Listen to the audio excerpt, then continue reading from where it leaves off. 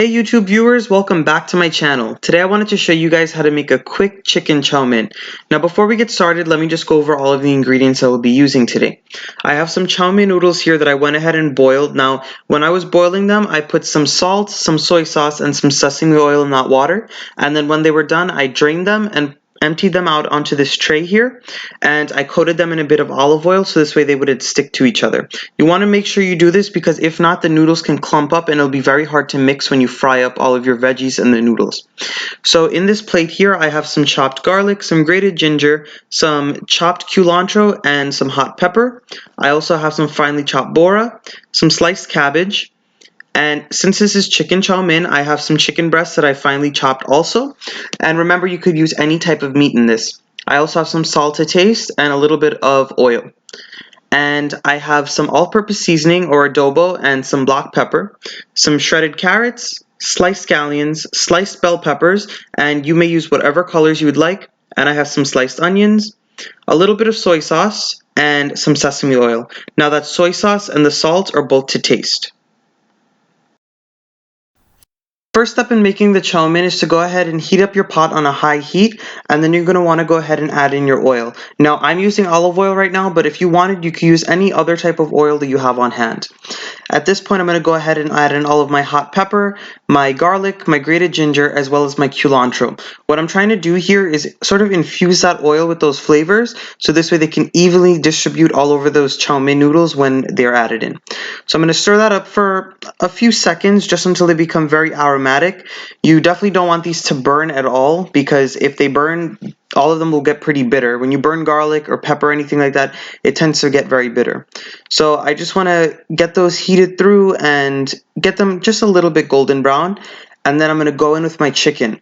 I'm adding my chicken now just so that it can start to brown and it can get some color on it.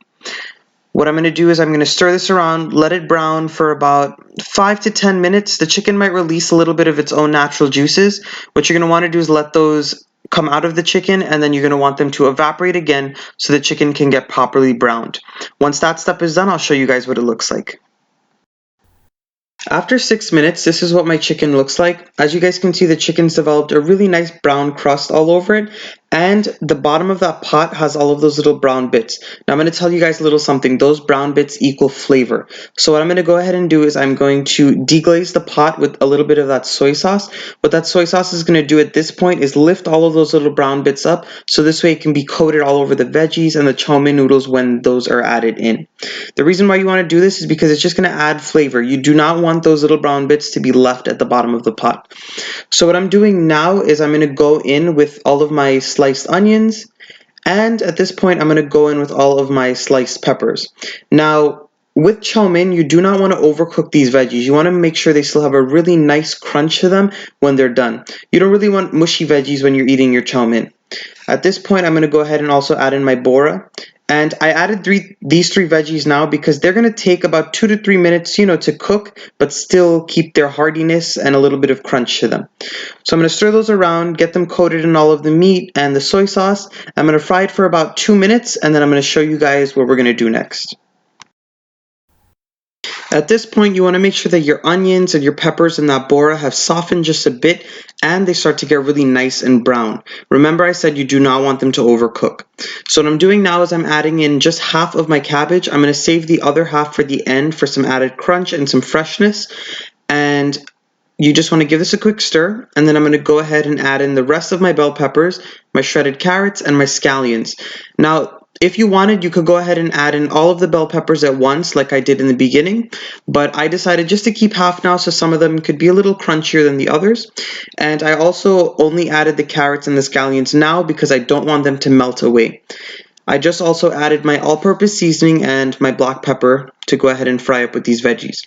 Now I'm going to let these fry up for literally a minute, just so they can soften a little bit and they can marry together with all the other flavors in the pot, and then I'm going to show you guys the next step. After all of those veggies have had a chance to fry up for just about a minute, you want to go ahead and add in all of your chow mein noodles. Now, as I said before, once those noodles are done boiling, you want to make sure and empty them out into a tray like I did and go ahead and coat them in a little bit of oil. The reason for doing so is just so that these noodles don't stick, because if they stick, you can get a real clumpy and mushy mess on you. And if you add them into the pot while they are stuck together, then it can turn into a really big mess and you're really not going to enjoy that when you're eating it. So I'm going to get these noodles properly incorporated with all of those veggies and my seasonings. And you want to make sure to get every noodle incorporated. Don't leave any noodle out of all of those seasonings. And at this point, you can also go ahead and taste it for salt. If you wanted a little bit of extra salt, you can go ahead and add in plain salt, or you can go ahead and do the soy sauce. Now, down below, when I leave my measurements, I'm going to put the amount of soy sauce that I use, but feel free to use more if you feel that the noodles need it. At this point, I'm going to go ahead and add in my sesame oil. You want to always add sesame oil at the end of the cooking process because it just gives it that really nice sesame taste. And if you were to cook the sesame oil, it tends to lose its flavor. Alright guys, my chow mein just finished and I cannot wait to dig in. So at this point, when your chow mein is done, you want to go ahead and sprinkle the top with the rest of that cabbage that you had left over. The reason for this is it's going to give it a really nice freshness and a really nice crunch. So I really hope you guys enjoyed this recipe. Please go ahead and give it a thumbs up, subscribe to my channel, and leave a comment down below on what you guys would like to see next. Once again, thanks for watching everyone.